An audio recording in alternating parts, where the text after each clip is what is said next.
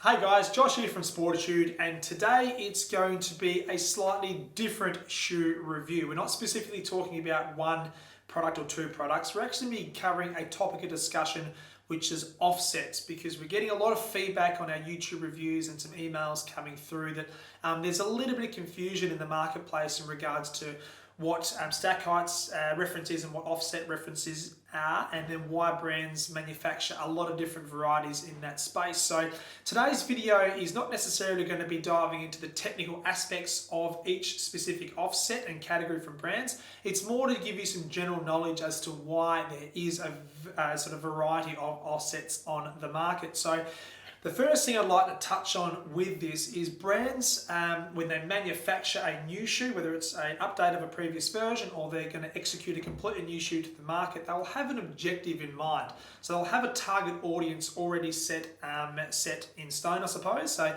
that potentially could be a neutral foot type, it could be someone that supinates or an overpronator. So three different foot type categories.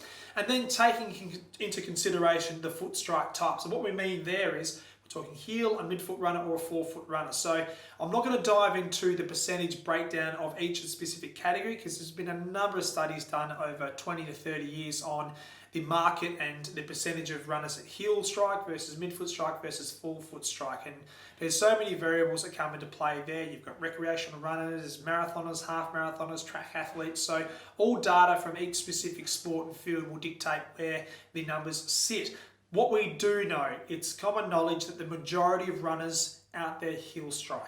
So when a brand is manufacturing a new shoe or updating a previous version, they'll make sure that they can cater for a heel striker. And it does not matter the offset or the stack height. They need to have engineering features in that shoe that's going to cater for that first point of contact with the ground being the heel. And then what they will do is they'll make shoes comfortable enough for your mid and forefoot runners if they happen to pick up your shoe off of the shelf. Now it's up to us as specialty stores to make sure that we're bringing out the right shoes to suit the correct demographic or cohort of runners to make sure that they are comfortable. So when a brand is manufacturing a shoe, they've got comfort in mind. And if you've got a runner who's comfortable, that will lead to more confidence, that will lead to better performance. So comfort is still the leading factor when we're selecting running shoes for our customers. So let's get stuck into today's review.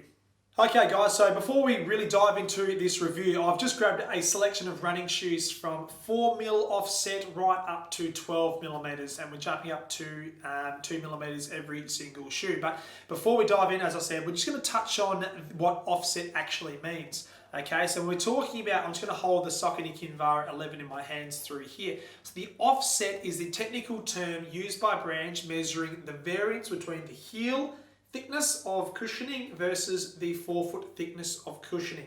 So how brands measure that is they leave the sock liner inside this shoe and they use calipers. And what we actually know, which has been recently published, is where they actually take those measurement points underneath. So we've got the 12, so if you're talking 0% to 100% length of this shoe, at the 12% mark in the heel, that's where a brand has to measure the thickness of foam underneath the foot through there using calipers.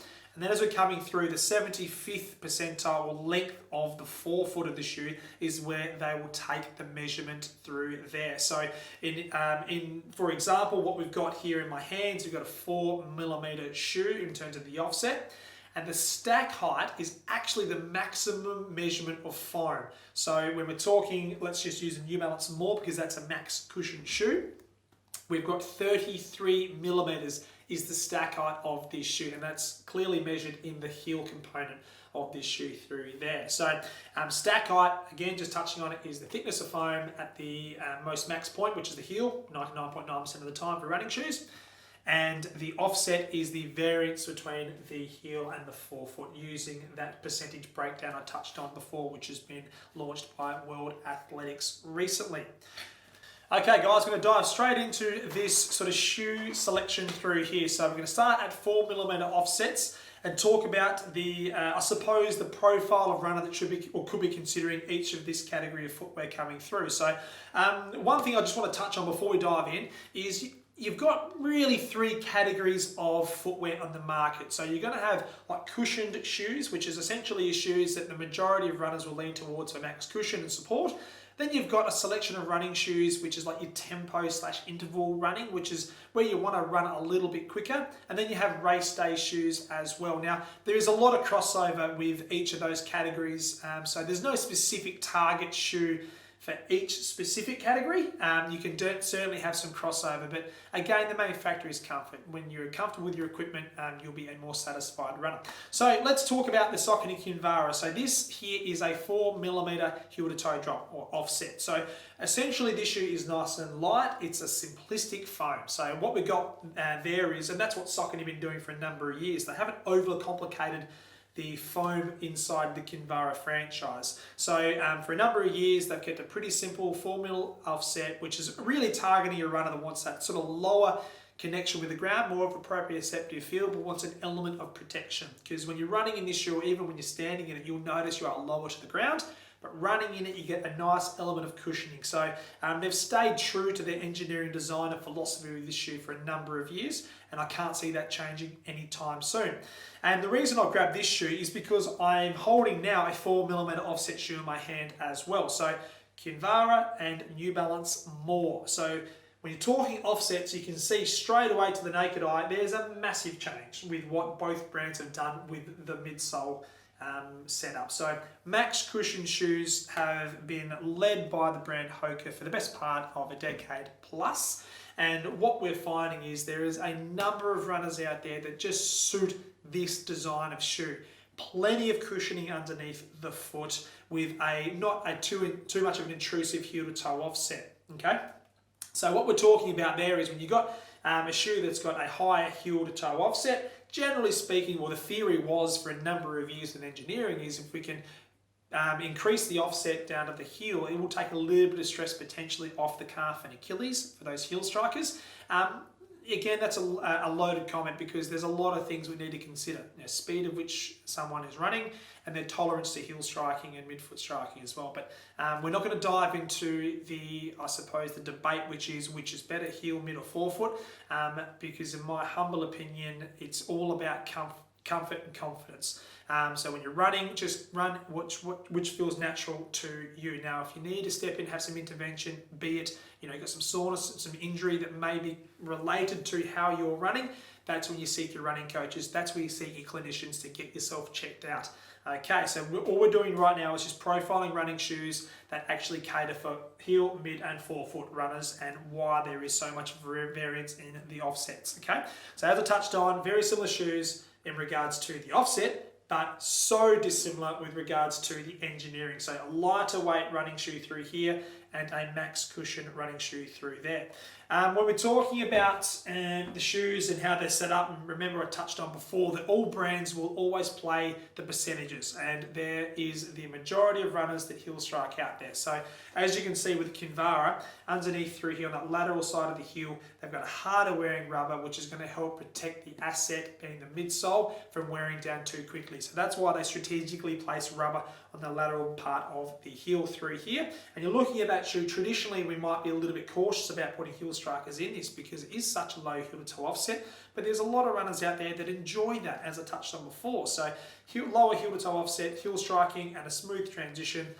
So that's why Saucony have launched this shoe. It caters for a lot of different running foot types. Jumping up 2mm, let's talk all things on Cloud Flow. Straight away, you can see that shoe there. There is a lot going on underneath the foot because there is. The Cloud Tech Pods is a unique engineering feature from On Running. And the reason I don't have too many 6mm drop shoes here is because it's really not a overly catered category for offsets in the market. It seems to be 4, sometimes 5, but 4, and then we jump to 8 has been the sort of the traditional jump from an offset in regards to running shoes. I mean, the Hoka is sort of playing that 5 to 6mm heel to toe drop, but the On Cloud Flow through here is a 6mm drop shoe. So when you're thinking about it at home, 2mm is not a lot, but it can be a lot when brands execute their engineering in a specific way. So what you can see through here with On, they've got unique cloud technology that essentially doesn't necessarily compress on a vertical line. So when you make contact with the ground, the pods actually work almost in parallel with the tarmac or the ground you're running on. So it actually helps reduce the shock in the body and then turn that into a propulsive feel. So these little pods actually shift ever so slightly on the parallel line with the ground, which is a really unique design in itself. They're not the most softest, plushest cushioning shoes on the market, but certainly not the hardest either. So they sort of play halfway in the middle. But again, when you're looking at this shoe through here, talking about protective elements at the back of the heel, because we're playing the percentages. We're going to make sure that a heel striker who wants to use a shoe like this is going to find them comfortable and they're going to wear well for that foot strike type. And you're looking up through here, why don't they have, and the question I've had quite a lot down on the shop floor is, well, yeah, if they've got rubber in hardware areas for heel strikers, why don't they have them up here for midfoot runners? Or, potentially forefoot runners. Well, they do for forefoot runners, but for midfoot runners, you've got exposed pods through here, and what you would think in theory is, well, they're going to wear out pretty quick. But when you're thinking about a midfoot runner and even a forefoot runner, when they make contact with the ground, the vertical force going through the body isn't as much as what we see with heel strikers. So when someone strikes heel first, generally speaking, it's just out the front of center of gravity. So therefore, we're going to see a slightly harder wearing or a high impact area for a heel striker. Then we come through to midfoot strikers. When they make contact with the ground, it's usually just under or tilted back towards their center of gravity. So when they're hitting the ground, they're generally hitting the ground with a bent knee. So therefore, we get a bit of extra dampening through their body in terms of so much so relying on the shoe itself to dampen the cushioning. So therefore, it doesn't necessarily need to have the same amount of rubber placed in this area in regards to dampening or protecting the midsole from that first point of contact with the ground, because we're naturally already reducing the impact shock on first point of contact by running with a midfoot strike pattern. So again, I'm not going to jump into, yes, midfoot or forefoot running is better than heel striking, because as I touched on before, it's a comfort thing, whatever feels natural for you.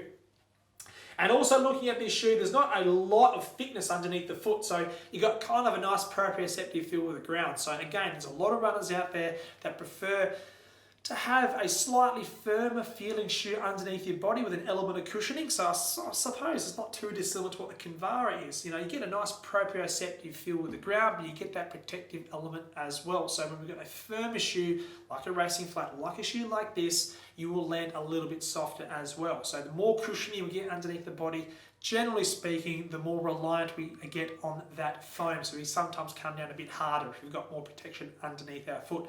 Now, of course, that's a generalisation, but that's what we find in our fitting room here at Sportitude.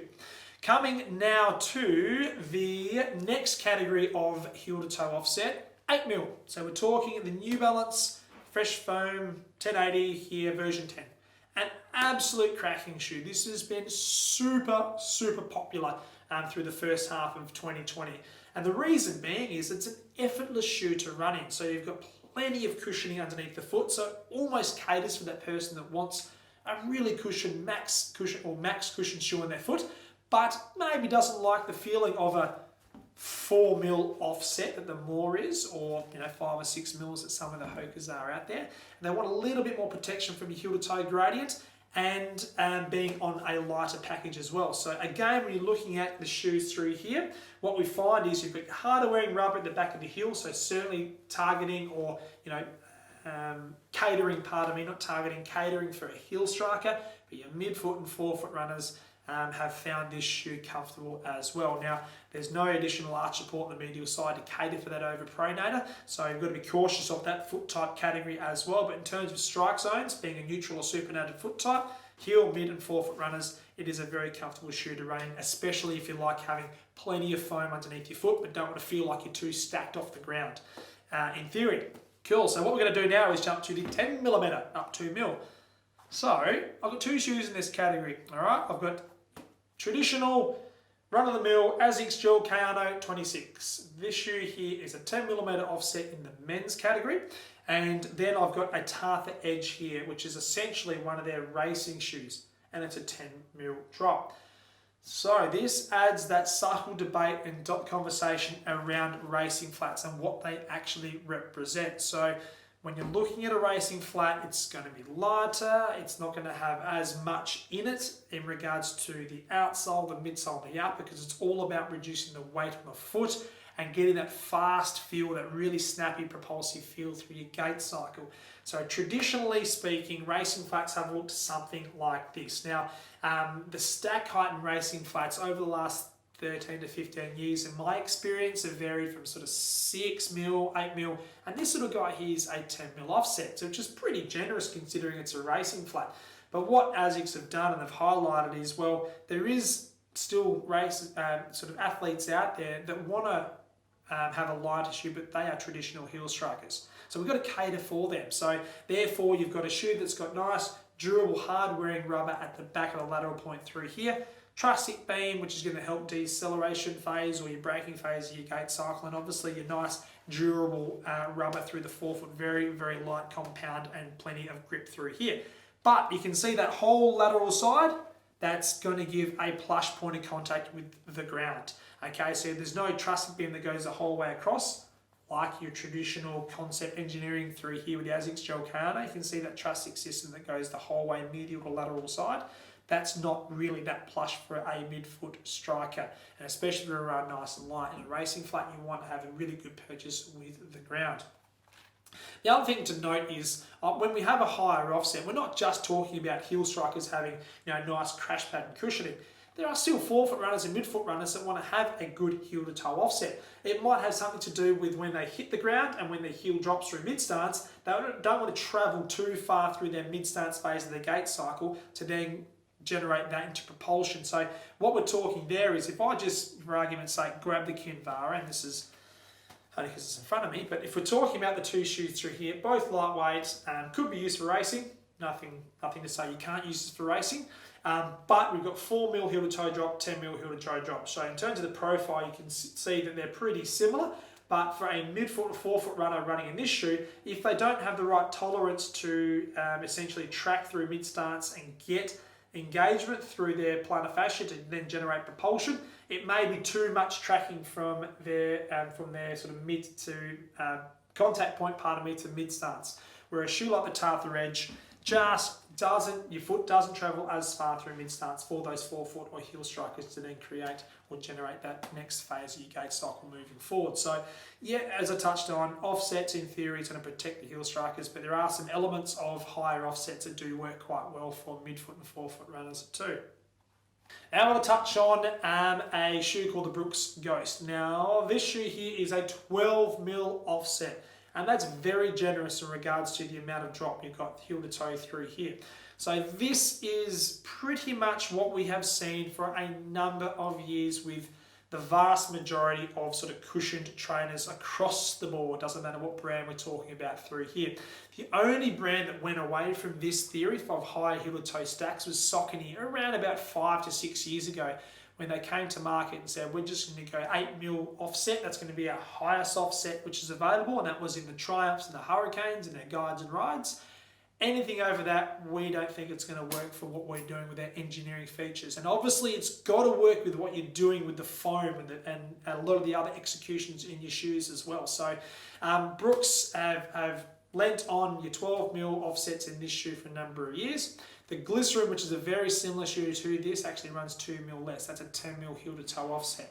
So what we've got in theory through here is obviously quite a generous heel to toe stack. Now, if you're not used to running in this much offset, you're gonna notice it. And the same thing goes if you're coming from a shoe like this into like a Kinvara. You're gonna notice straight away when you put your foot in, the static position of your foot's gonna change. So when you think about that when you're moving and running, even walking for that matter, you're going to be using different parts of your feet, ligaments, muscles, tendons are going to be acting on different loads. So when we're talking about changing, if you're going to change engineering in shoes, you've got to make sure that one, you can change, and you can change with confidence knowing that you're not going to break down or nothing's going to be too sore or uncomfortable for your running and training. So as I touched on, when you sort of put this shoe on, you know you've got a 12 offset. It feels elevated in the heel, which again is nice and comfortable for a lot of runners out there.